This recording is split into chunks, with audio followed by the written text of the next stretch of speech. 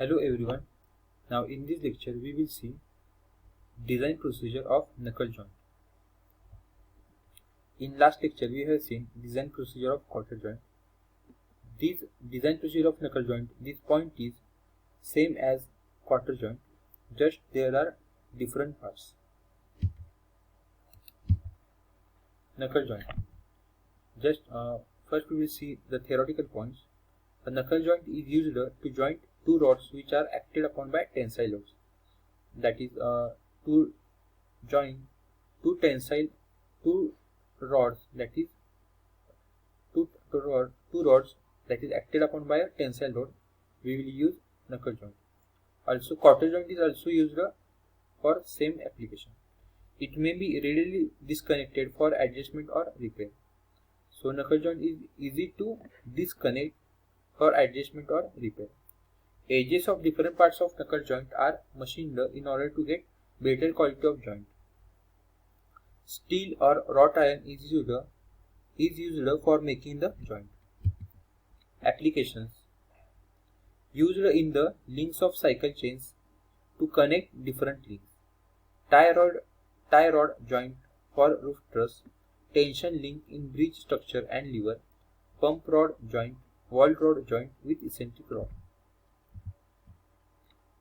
This is a three-dimensional diagram of a knuckle joint. See this first part called as eye end. This is second part called as knuckle pin. This is third part called as fork end. And this is the fourth part used to lock the knuckle pin in this arrangement, that is and called as collar, and collar is being locked by taper pin. So this is an example. Cycle chain is the best example of a knuckle joint. See, this is a two-dimensional diagram which we will use in our design procedure. This is a front view of a knuckle joint, and this is the top view of a knuckle joint. Let's see each and every dimensions used in knuckle joint. The first one is the diameter of tie rod, designated by small d. Then other dimensions are 1.2 small d, 1.2 d, 0.6 d. 0.6 d is the radius of this semicircle. Likewise, most of the dimensions are in terms of small d, and in terms of t. Okay, so knuckle joint is used to connect two rods which are acted upon by tensile load. Okay, the first rod is connected to this part, then that is double eye or forked end part. The second part is connected to single eye or rod end part. Then these two parts are inserted, and the circular slot, there is a circular slot, and in this slot this pin, knuckle pin, is inserted, and this pin is being locked by knuckle pin collar, and then knuckle pin collar is permanently locked by this quarter, that is split pin, by this split pin. Okay, now notations used in this knuckle joint design procedure is P, that is tensile load acting on the rod, small d diameter of the rod, d1 diameter of the pin, d2 outer diameter of eye, t1 thickness of fork, t thickness of single eye, sigma t permissible tensile stress for the rod material. It is given in the numerical. Sigma c permissible crushing stress for the quarter material, and tau permissible shear stress for the quarter material. Now the first step is failure of rod due to tensile force. This part is a rod. These two parts are the rod. In first step we will calculate the diameter of the rod, that is small d. by considering failure of rod under tensile force. By assuming that rod is always acted upon by a tensile load, we will take step 1 as failure of rod due to tensile force. See, this is a diagram. Once there is a tensile load acting on a knuckle joint, then this area is the effective area at which the tensile force will act. This area is designated here in red color. Okay. Now this area is small d. This area has a small d diameter. So area of this circle is pi by 4 d square. So area resisting tearing is equal to pi by 4 into d square. Therefore, tearing strength of the rod is pi by 4 into d square into sigma t. This is equal to this load. This equation is used to determine the diameter d of the rod. Now, second step, failure of knuckle pin in shear. So once knuckle pin is inserted in these two rods, that is double I and single I part, then after applying tensile load, the knuckle pin will act by a shearing stresses. Okay. Let's see here. This is a knuckle pin, and this blue area and this brown area is acted upon by a shear stress, shear force or shear stress. Now for this, to calculate this shear stress, since the pin is in a double shear, that is, there is a shear is acting at two area or two planes. So this pin is in a double shear. Therefore, shearing area of the pin is equal to 2 into pi by 4 d1 square. 2 into pi by 4 d1 square. As d1 is the diameter of the knuckle pin, pi by 4 d1 square is the area of cross section of the knuckle pin, and double shear once as it is acted at the two area, therefore 2 into pi by 4 d1 square. So shearing strength of the pin across the eye is equal to P is equal to 2 into pi by 4 d1 square into tau. So from this step 2, we will get the value of d1. Okay, as tau is given in the example. This equation is used to determine the diameter of the d1, that is diameter of the pin. Now step 3, failure of the single eye or rod end in tension.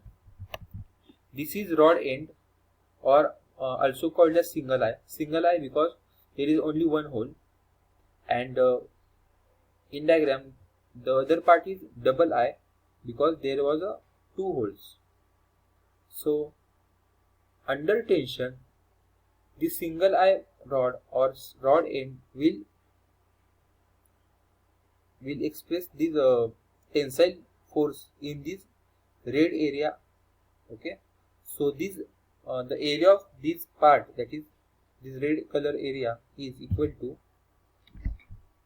see, since the single eye or rod may get tear off due to tensile load, area resisting the tearing is equal to d2 minus d1 into t. d2 minus d1, that is diameter d1 is the outer diameter of single eye, d2 is the outer diameter, d1 is the inner diameter of single eye, and t is the thickness of single eye. So d2 minus d1 into t. Tearing strength of the single eye is equal to P is equal to d2 minus d1 into t, that is area into sigma t. This equation is used to check the induced tensile stress. If induced tensile stress is more than the permissible stress, then increase the outer diameter of the eye. Okay. So if the induced stress is more than the permissible tensile stress, how to calculate permissible tensile stress? Permissible tensile stress is given in numerical in question. There SYT is given. SYT is the yield strength in tension. that is maximum stress that material can be acted by is SYT. SYT is given in the question. So SYT upon factor of safety is the permissible tensile stress. Okay. So in question, permissible tensile stress is already given, and from this equation you have to calculate the value of induced tensile stress. Now, if induced tensile stress is more than the permissible tensile stress, then we have to increase the value of outer diameter of the eye, that is value of D2. We have to increase, okay, and increase up to that value at which there is a increase up to that value, that is, if permissible tensile stress is 80 Newton per mm square, then take it as induced tensile stress, and from that equation you have to calculate the value of D2. That is, put permissible tensile stress value here in sigma t, and calculate D2. Okay, if induced tensile stress is more than permissible tensile stress, first you have to calculate sigma t. If sigma t is more than permissible tensile stress, then put permissible tensile stress value here, and you will get the value of D2. Now step 4, failure of single eye or rod end in shearing. See, single eye is this part, and shearing will occur at this area. Okay, so shearing will act at this area. Since the single eye or rod end may fail in shearing due to tensile load, area resisting the shearing is equal to D2 minus D1 into T. D2 minus D1 into T. There is only single plane area, so D2 minus D1 into T is the total area. Tearing strength of the single eye is equal to load P is equal to D2 minus D1 into T into tau. This equation is used to check the induced shearing stress. So this equation is only used to check the induced shearing stress. If induced shearing stress is less than the permissible shearing stress, then this value of D2 and D1 is valid. If induced shearing stress is more than the permissible shearing stress, then you have to increase the value of D2 so that the single eye component is safe in shearing stress. Okay. Shear is, you know that permissible shear stress value is half of the permissible tensile stress value. Okay, permissible shear stress value is the half of permissible tensile stress value, that is SYT upon 2 is equal to permissible shear stress.